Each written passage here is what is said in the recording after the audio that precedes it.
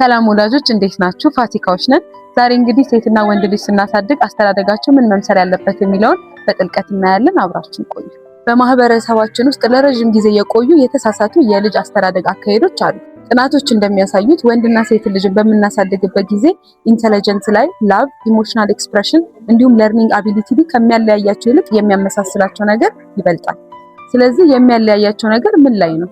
ልዩነቱን የሚያመጣው ምንድነው ስንል ባዮሎጂካል ኮንስትራክሽን እና ሶሻል ኮንስትራክሽን ብለን ልንከፍለው እንችላለን። ባዮሎጂካል ኮንስትራክሽን ስንል ፕሪናታል ሆርሞናል ኤክስፖዠራቸውና የብሬን ሜካፓቸው አስተዋጽኦ ይኖረዋል። ሶሻል ኮንስትራክሽን ስንል በሶሳይቲ የተጠቀሱ ብዙ የሶሻል ኖርሞችና ህጎች አብዛኛውን ጊዜ ትክክለኛ ያልሆነ የወንድና የሴት ልጅ አስተዳደግ ክፍፍል ያመራል። ፊዚዮሎጂካሊ ያሉት ዲፈረንሶች ምንድናቸው ስንል የመጀመሪያው ቦይስ ተንድ ቱ ቢ ሞር ፊዚካሊ አክቲቭ። በዚህም የተነሳ ወንዶች አብዛኛውን ጊዜ ፊዚካሊ ራፍ የሆኑ ስፖርቶችን ወይም ጨዋታዎችን ያዘወትራሉ ማለት ነው። አናዘር ፊዚዮሎጂካል ዲፈረንስ ደግሞ ሰልፍ ኮንትሮል እና ላንጉዌጅ ኤክስፕሬሽን ላይ ሴቶች ቀድመው ሞር ማቹሪቲ ያሳያሉ ከወንዶች በተሻለ። ሶስተኛ ላይ አግሬሽን ላይ በምንመጣበት ጊዜ ወንዶች ብዙ ጊዜ ፊዚካሊ ነው አግሬሽናቸውን ማውጣት የሚፈልጉት፣ ሴቶች ደግሞ ወርዲንጋቸውን ተጠቅመው ነው አግሬሽናቸውን መግለጽ የሚፈልጉት። በቀጣዩ የምናየው ኢሞሽናል ኤክስፔሪየንሳቸውን ሲሆን ሳይንሱ እንደሚለው ኢኳል ወይም ሲሚላር የሆነ ኢሞሽናል ኤክስፔሪየንስ ሊኖራቸው ይገባል ሲሆን እንደ ማህበረሰብ ግን ልዩነቱን የምናመጣው እዚህ ላይ ነው ማለት ነው። ቅድም እንደተናገርነው ትልቁ ልዩነት የሚያመጣው ሶሳይቲው ኢሞሽናቸውን እንዴት ኤክስፕረስ ማድረግ እንዳለባቸው በሚያስተምራቸው መንገድ ነው ማለት ነው።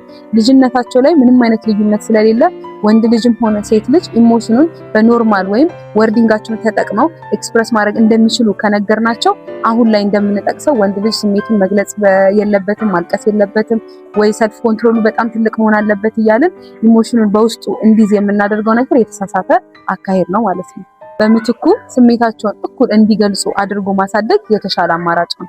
ወንድንና ሴት ልጅን የምናሳድግበት መንገድን ኢንታየርሊ ባዮሎጂካል ወይም ኢንታየርሊ ሶሻል ማለት አንችልም። ስለዚህ ልጆቻችንን እንዴት እናሳድግ?